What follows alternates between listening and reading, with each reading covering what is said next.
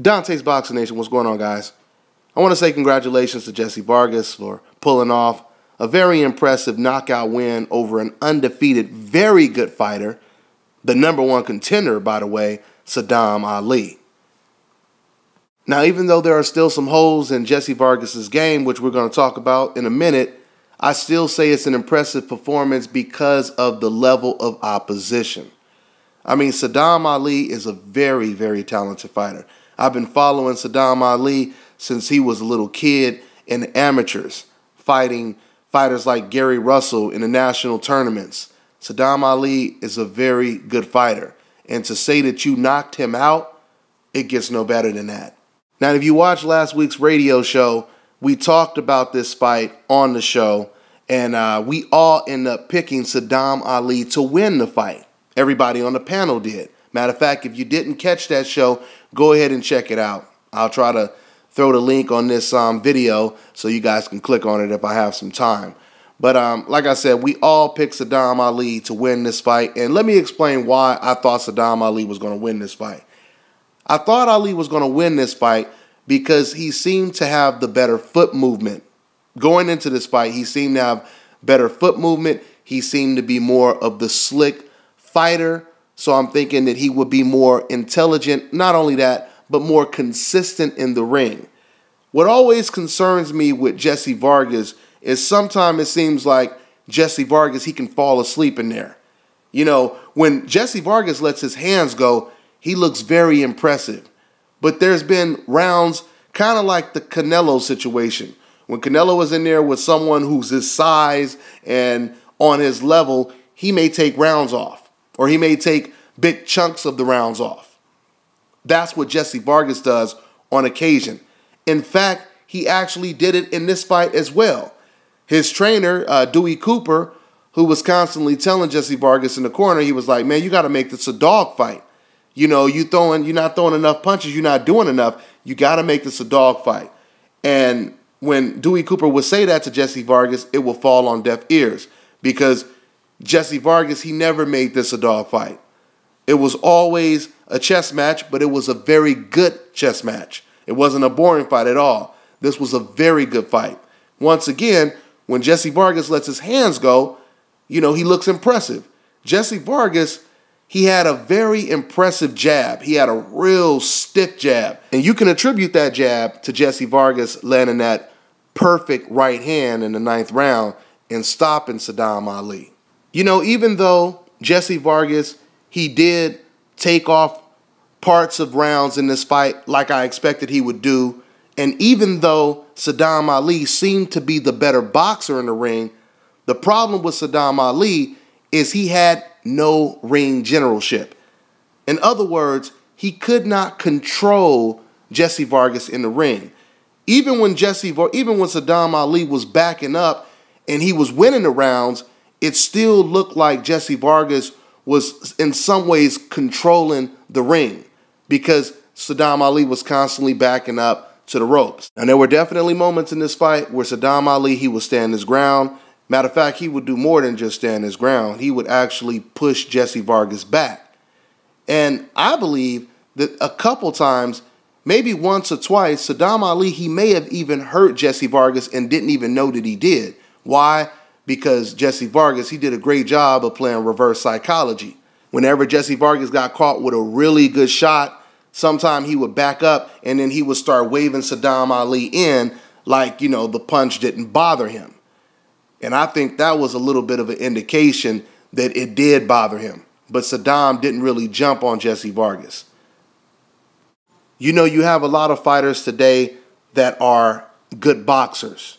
And we all know 9 times out of 10, an intelligent boxer will beat a banger.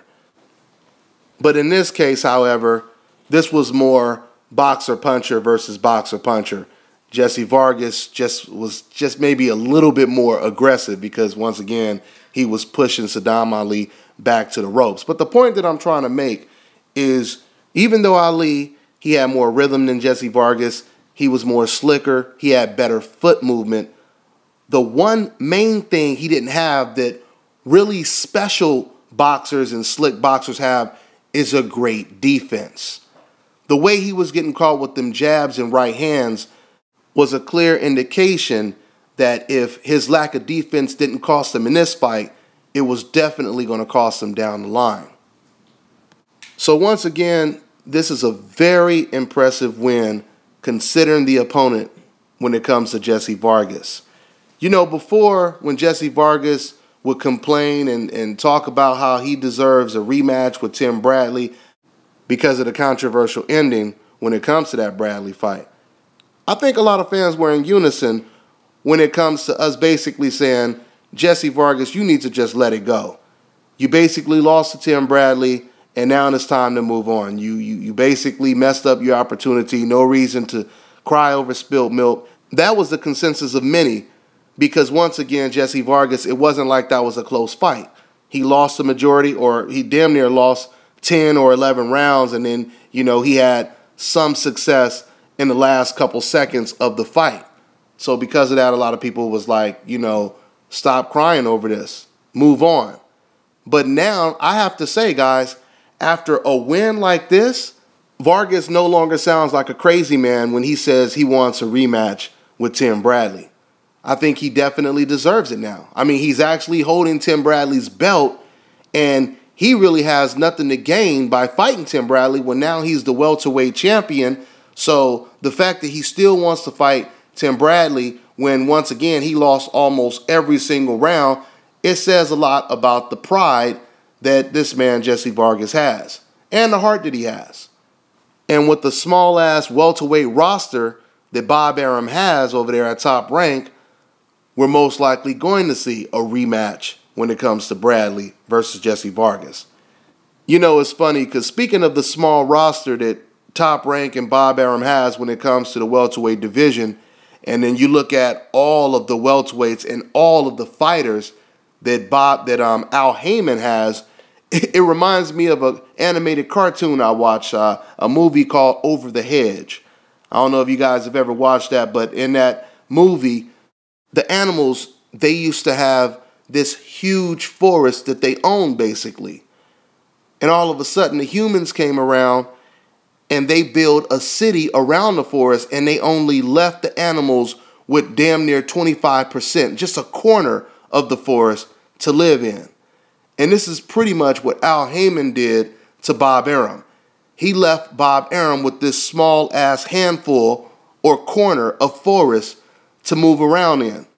Now, with that all being said, it is very unfortunate that now Jessie Vargas is the WBO welterweight champion of the world, and we probably will never get to see him fight the best welterweights in the world, like Keith Thurman, Sean Porter, Kell Brook.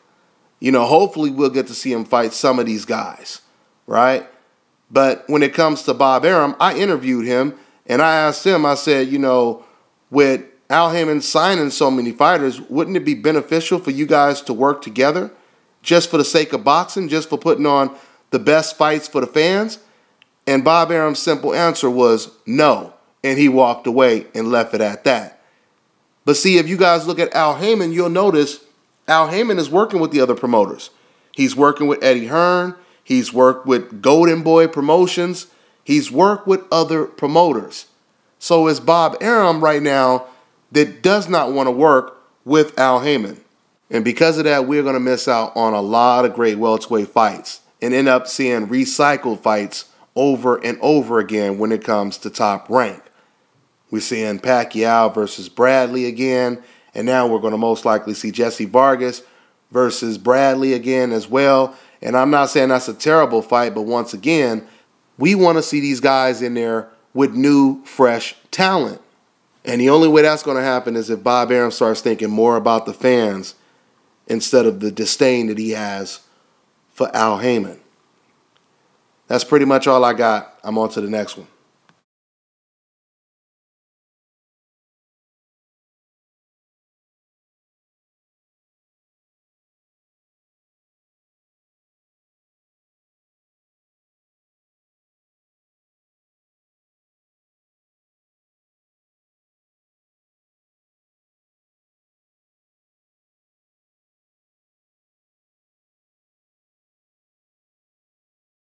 You know, I originally planned on making this video following the fight yesterday, but because of my schedule getting extremely busy, I really didn't have time to do all the post videos that I wanted to do.